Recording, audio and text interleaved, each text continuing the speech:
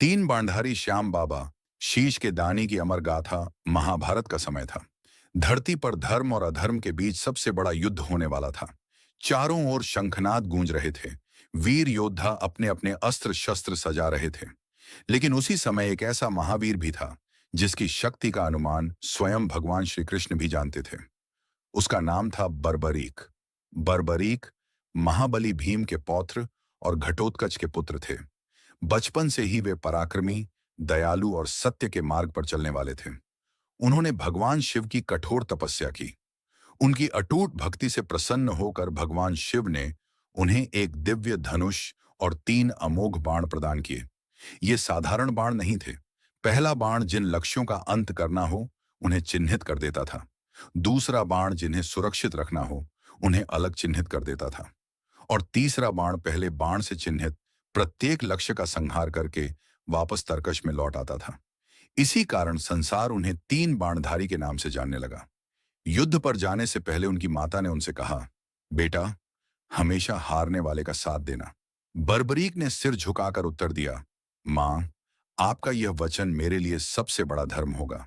उधर भगवान श्री कृष्ण सब कुछ जानते थे। वे समझ गए कि यदि बर्बरीक युद्ध में उतर गए तो उनका वचन युद्ध का संतुलन बार बार बदल देगा और महाभारत का अंत कभी नहीं होगा। इसलिए श्री कृष्ण ने एक वृद्ध ब्राह्मण का वेश धारण किया और बर्बरीक के मार्ग में पहुंचे। ब्राह्मण ने मुस्कुराकर पूछा, वीर, क्या केवल तीन बाण लेकर महायुद्ध जीतने चले हो? बर्बरीक ने विनम्रता से उत्तर दिया, ब्राह्मण देव, इन तीन बाणों की शक्ति का अनुमान लगाना आसान नहीं। यदि आवश्यकता पड़े तो एक ही बाण संपूर्ण सेना का अंत कर सकता है। ब्राह्मण ने उनकी परीक्षा लेने के लिए पास खड़े पीपल के वृक्ष की ओर संकेत किया। उन्होंने कहा, यदि ऐसा है तो इस वृक्ष के प्रत्येक पत्ते को एक ही बाण से भेद कर दिखाओ। बर्बरीक ने भगवान शिव का स्मरण किया और बाण छोड़ दिया। बाण बिजली की गति से निकला और वृक्ष के प्रत्येक पत्ते को भेदने लगा। उसी समय श्री कृष्ण ने चुपके से एक पत्ता अपने चरण के नीचे छिपा लिया, लेकिन दिव्य बाण उनके चरणों के चारों ओर घूमने लगा। बर्बरीक मुस्कुराए और बोले, ब्राह्मण देव, कृपया अपना चरण हटा लीजिए। एक पत्ता अभी भी आपके चरणों के नीचे है। मेरा बाण अपना कार्य पूरा किए बिना कभी वापस नहीं लौटता।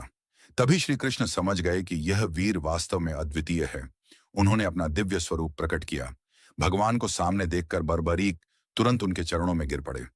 श्री कृष्ण ने गंभीर स्वर में कहा, हे वीर बर्बरीक, तुम्हारी शक्ति अद्भुत है, पर धर्म की रक्षा और महाभारत के इस महायज्ञ की सिद्धि के लिए मुझे तुमसे एक अमूल्य दान चाहिए।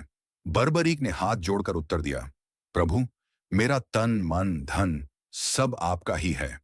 आपके लिए कुछ भी अर्पित करना मेरे जीवन का सबसे बड़ा सौभाग्य होगा। कृपया आदेश दीजिए। श्री कृष्ण की आंखों में करुणा और गंभीरता एक साथ झलक रही थी। उन्होंने कहा, हे वीर, मैं तुमसे तुम्हारा शीश दान में चाहता हूं। एक पल के लिए समय जैसे थम गया, लेकिन बर्बरीक के चेहरे पर न भय था, न कोई पश्चाताप। उन्होंने मुस्कुराकर अपने हाथ जोड़ लिए और बोले, यदि मेरे शीश के दान से धर्म की विजय और आपकी इच्छा पूर्ण होती है तो यह जीवन सफल है। मैं अपना शीश सहर्ष समर्पित करता हूं। इतना कहकर बर्बरीक ने पूर्ण श्रद्धा और प्रसन्नता के साथ अपना शीश भगवान श्री कृष्ण को अर्पित कर दिया। उनके इस अद्भुत त्याग से पूरा वातावरण दिव्य प्रकाश से भर उठा। श्री कृष्ण ने प्रेम पूर्वक बर्बरीक के शीश को एक ऊंचे पर्वत पर स्थापित किया ताकि वे संपूर्ण महाभारत युद्ध अपनी आंखों से देख सकें। 18 दिन बाद जब युद्ध समाप्त हुआ, तब श्री कृष्ण ने बर्बरीक से पूछा, हे वीर, बताओ, इस युद्ध में विजय किसकी हुई? बर्बरीक ने विनम्रता से उत्तर दिया, प्रभु, मैंने युद्ध भूमि में केवल आपकी ही लीला देखी।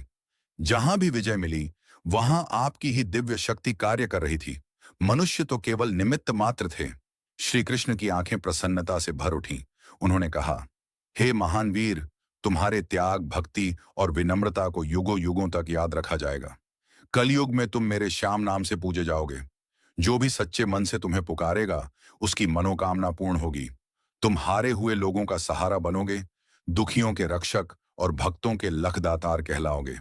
तभी से बर्बरीक खाटू श्याम, तीन बाणधारी, शीश के दानी, लखदातार और हारे का सहारा के नाम से करोड़ों भक्तों के हृदय में विराजमान है। जो सच्चे मन से श्याम बाबा का स्मरण करता है उसके जीवन में आशा, साहस और भक्ति का प्रकाश अवश्य फैलता है। जय श्री श्याम